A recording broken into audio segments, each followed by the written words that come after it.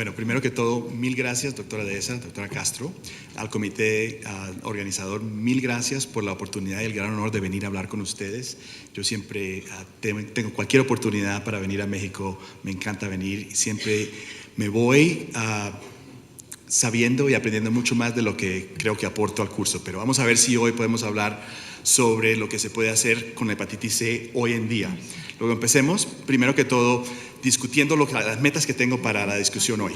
Yo, primero que todo, quiero que no se enfoquen demasiado en el nombre de los medicamentos, pero que entiendan, que tengan una estructura, una logística para definir cómo se planea el tratamiento de un paciente que se presenta con hepatitis C, ahora que tenemos, como habíamos oído ya, un armamentario que está, primero que todo, completo. Segundo, es pangenotípico. Luego ya tenemos una manera de tratar casi todos los pacientes, inclusive los más difíciles de tratar, con medicamentos que tienen una expectativa de la cura del virus C, como les voy a definir, de más del 90%. Y quiero darles también algunos de los retos que todavía se definen y que se han de definir en los próximos años para que estén al tanto de lo que deben pensar cuando están discutiendo el tratamiento con un paciente. Primero que todo, lo más importante es estar al tanto con la frecuencia, la tasa de infección que tienen en la población que han de tratar. Es una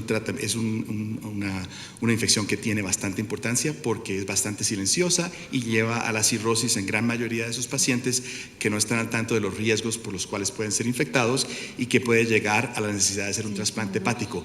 Yo creo que tenemos ahora la oportunidad de erradicar esa infección rápidamente en un estadio temprano y evitar la cirrosis y reorganizar la arquitectura del hígado de manera que no vaya a haber un fallo hepático en el futuro. Ahora, como les había discutido, yo he leído que últimamente se ha redefinido la tasa de infección aquí en México alrededor del 0.6%, siempre había entendido que era alrededor del 1.2, 0.6%, pero lo importante es que se reconozca que el paciente que pueda tener riesgo para una infección del virus C tiene que ser reconocido. Tiene que ser también reconocido que la infección puede ser de una apariencia diferente, depende de dónde sea el paciente infectado. Como pueden ver aquí, los genotipos y la tasa de infección en diferentes partes del mundo es bastante diferente.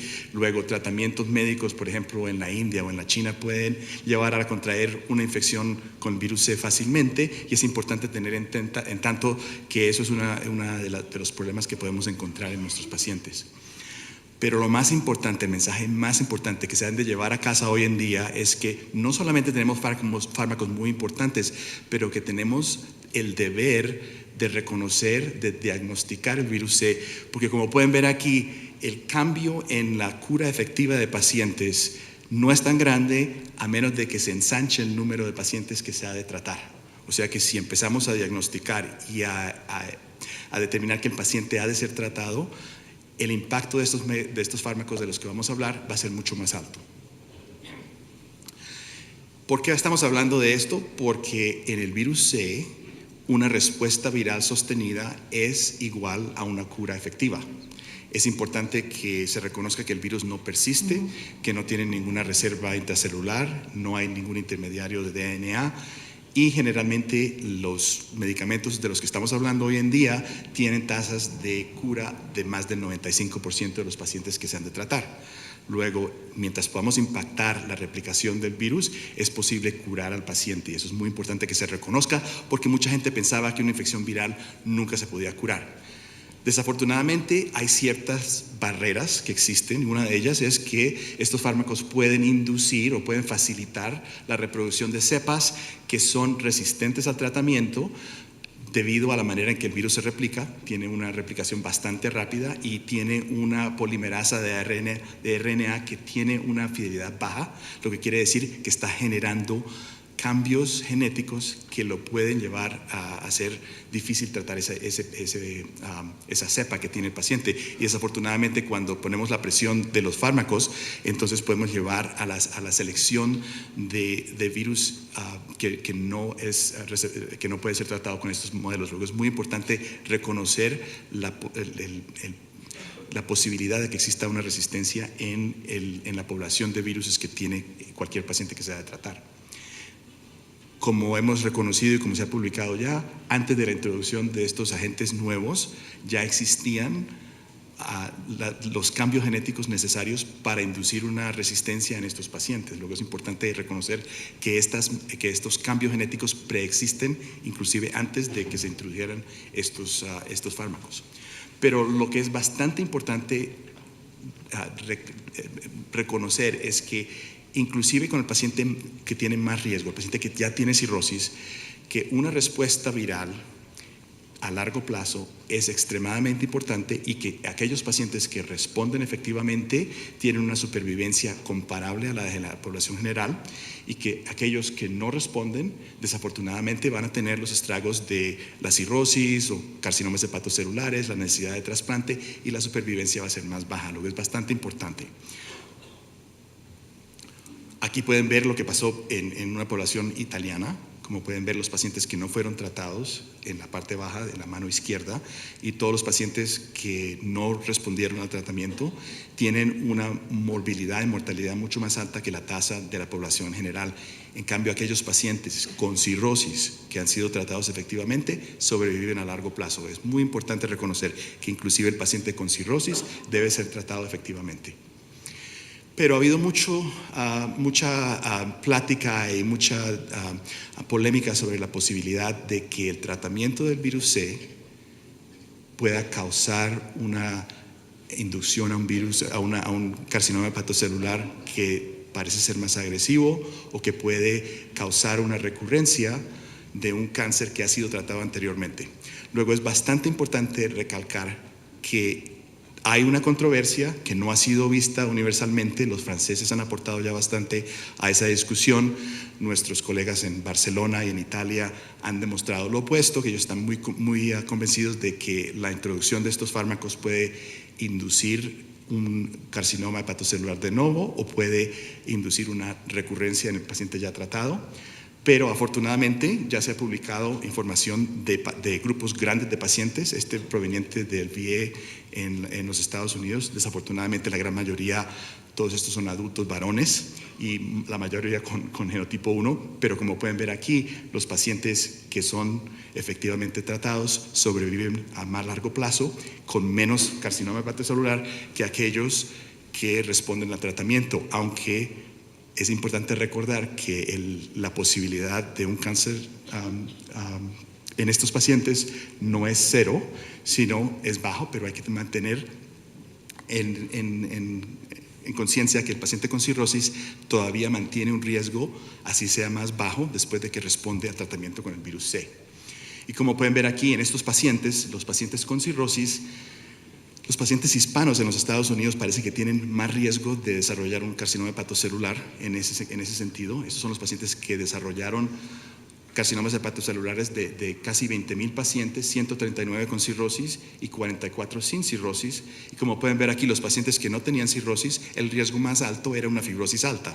Luego, en realidad, la fibrosis continúa siendo un riesgo bastante alto para la posibilidad de que el paciente desarrolle un carcinoma hepatocelular y otras complicaciones de la cirrosis. Luego es importante mantener el escrutinio a largo plazo en estos pacientes hasta que tengamos una idea más firme de qué tanta reorganización de la cirrosis y de la fibrosis que vemos ocurre después del tratamiento efectivo contra el virus C. Luego, las recomendaciones que les quiero dar por ahora es: si tienen un paciente con un carcinoma hepatocelular preexistente, traten el cáncer primero que todo, no consideren el tratamiento del virus C hasta por lo menos 3 o 6 meses después de que el tratamiento ha sido efectivamente terminado, y consideren el tratamiento en el contexto de poder trasplantar al paciente. Y por favor, no añadan estos fármacos contra el virus C en un paciente que no tiene opciones quirúrgicas, un tratamiento, por ejemplo, sistémico con estos agentes que pueden ustedes usar aquí, porque en realidad no añade más al esquema de tratamiento y es bastante costoso, como pueden saber.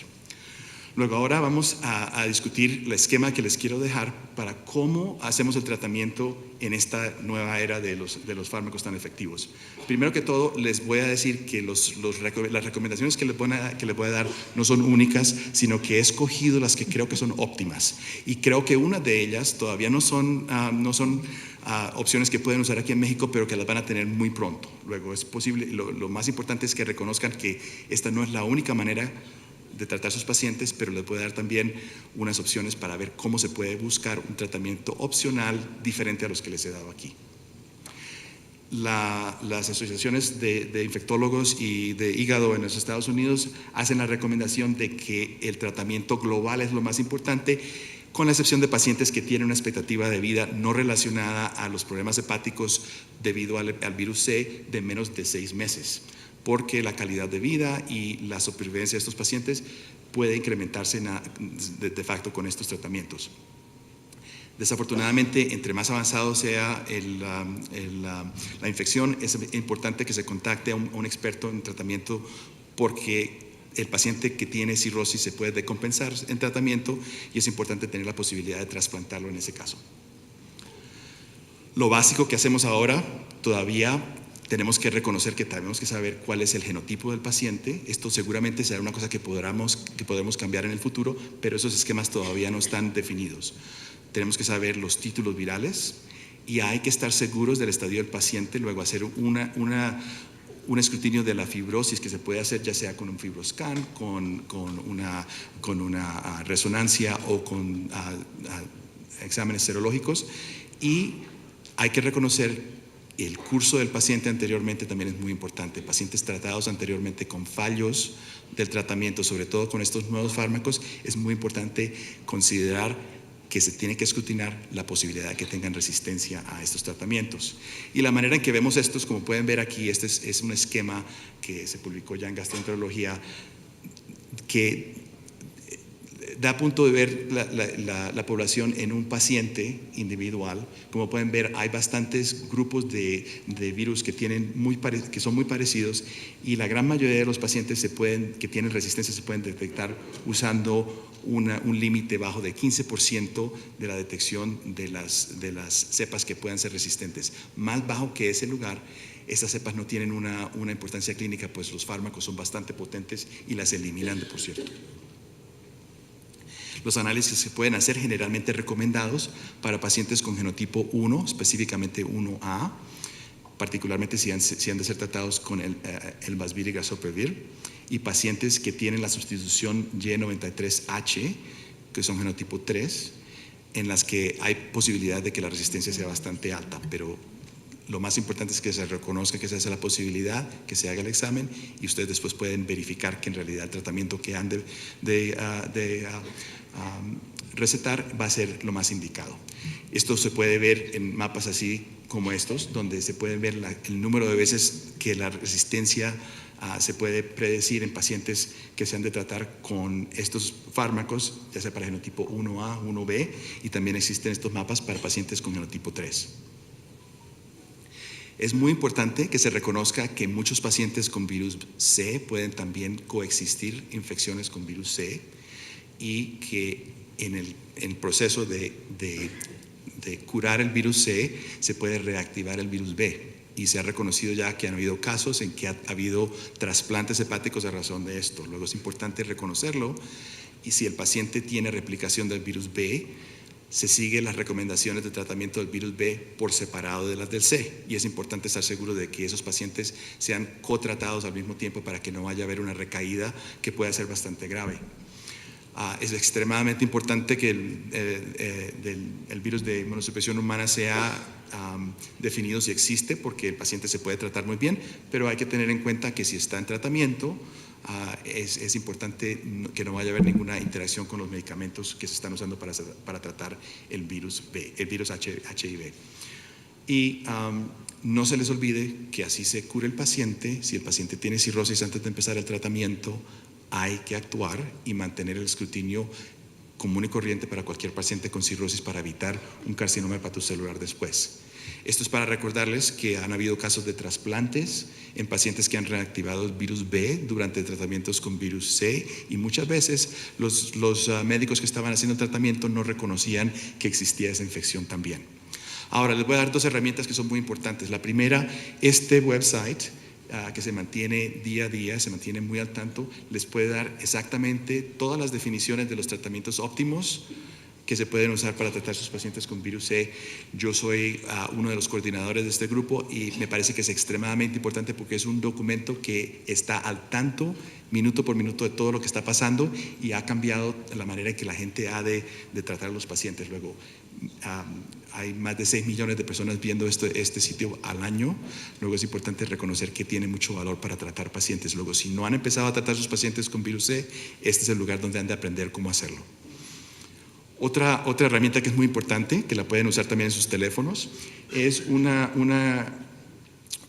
app que existe que puede a ustedes permitirles predecir las interacciones que puedan existir en sus pacientes con otros fármacos que estén usando al mismo tiempo. Luego es importante reconocerlo, pues hay algunos que pueden causar problemas, sobre todo en pacientes post-trasplante, pacientes que están siendo tratados para el virus de inmunosupresión humana y para pacientes que tengan problemas cardiovasculares. Luego es gratis, pueden usarlo fácilmente y también se mantiene up to date.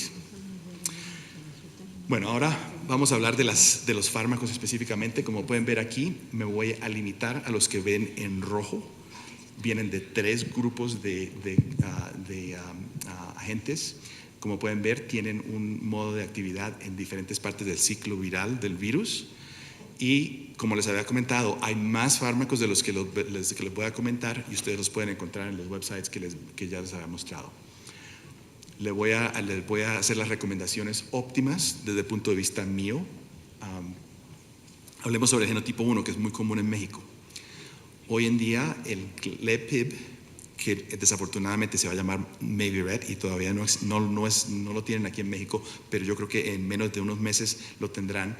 Se puede usar por 8 semanas, se puede usar en pacientes con cirrosis no decompensados y se puede también usar en pacientes que hayan sido tratados anteriormente y que hayan tenido una falla a estos fármacos nuevos mientras que no tengan cirrosis, pero el tiempo de acción ahí lo ven. No tienen que tomar notas, esto todo está en el website que les había mostrado, luego no se preocupen. Harvoni, que ven aquí, sofosbuvir, la razón por que la tengo aquí es porque hay posibilidad de tratar pacientes con títulos virales bajos por 8 semanas nada más. Luego es importante tenerlo en cuenta, es fácil de usar, es bastante seguro, se puede usar en pacientes decompensados, particularmente si pacientes con genotipo 1B son muy fáciles de tratarlos con este régimen. El Epclusa o Sofvel, como pueden ver aquí, son 12 semanas. Se puede usar en pacientes decompensados, pero añadan ribavirina. Y los pacientes que han tenido fallos a tratamientos anteriores, sobre todo los de genotipo 1A, se pueden usar por 24 semanas con ribavirina. Ahora, lo difícil de esta situación es que seguramente los seguros médicos no van a aprobar esos tratamientos a esa duración, pero es importante reconocer esto. Sofosbuvir, creo que tampoco lo tienen aquí en México, es el tratamiento que vamos a usar para recuperar todos estos casos difíciles de tratar que han tenido recaídas virales después de un tratamiento con uno de estos fármacos. Es muy importante que se reconozca que cura todos los genotipos y es bastante activo. Genotipo 2, que no es muy común, tenemos 3 opciones como pueden ver aquí, se las estoy dando en orden de facilidad de usarlas. Daclatasvir seguramente todavía lo tienen aquí en México, en Estados Unidos no lo usamos mucho porque es bastante costoso combinarlo. Con el genotipo 2 también los fallos se pueden tratar con Sofosbuvir. Y el genotipo 3, como pueden ver aquí, es importante reconocer que estos pacientes, si han sido tratados anteriormente o si tienen cirrosis, usen el régimen más largo y con más fármacos que puedan usar porque va a ser el genotipo más difícil de usar. Ahora también se puede usar el Sofvel en este tipo de paciente cuando ha fallado el tratamiento. Bueno, tengo aquí también las opciones para genotipo 4. Yo creo que ustedes ven muy poco genotipo 4. Las opciones son muy parecidas al genotipo 1. Como pueden ver, también los pacientes que han fallado tratamiento pueden usar este régimen. Y más raros aún, los pacientes con genotipo 5 y con genotipo 6. Pero también los tratamientos son muy parecidos y son extremadamente efectivos. Desafortunadamente, tenemos muy bajas números de pacientes tratados con estos regímenes. Les quiero dejar otra vez la información para cuando vayan a planificar sus tratamientos. Les recomiendo que usen ese sistema porque los regímenes han cambiado bastante y han cambiado últimamente. No se les olvide repasar los fármacos que usted está dando al paciente antes de empezar el tratamiento. pacientes post-trasplante y coinfectados con VIH y con hepatitis B se pueden tratar efectivamente, pero tengan en cuenta la coinfección con hepatitis B. Estén al tanto del estadio de la fibrosis del paciente porque puede cambiar la duración del tratamiento y es importante el no tratar a un paciente demasiado corto tiempo porque es costoso hacerlo y hacerlo al tiempo que se debe hacer la primera vez. Y no restrinjan el uso del tratamiento de acuerdo a la decompensación del paciente, sino a la habilidad del paciente de mantenerse al tanto y de completar el tratamiento. Es muy importante, porque son bastante costosos, pero si tienen un paciente motivado, no importa qué tan avanzada sea la fibrosis, es importante mantenerlos. Ahora ya habíamos tomado estos temas de los nuevos fármacos este año, tienen 3 que yo creo que van a ver ustedes próximamente, y les quiero dejar esto, el último mensaje, llévenlo a casa. Si no saben que tienen pacientes con hepatitis C, podemos tener los mejores tratamientos del mundo, pero nunca se van a curar. Muchas gracias.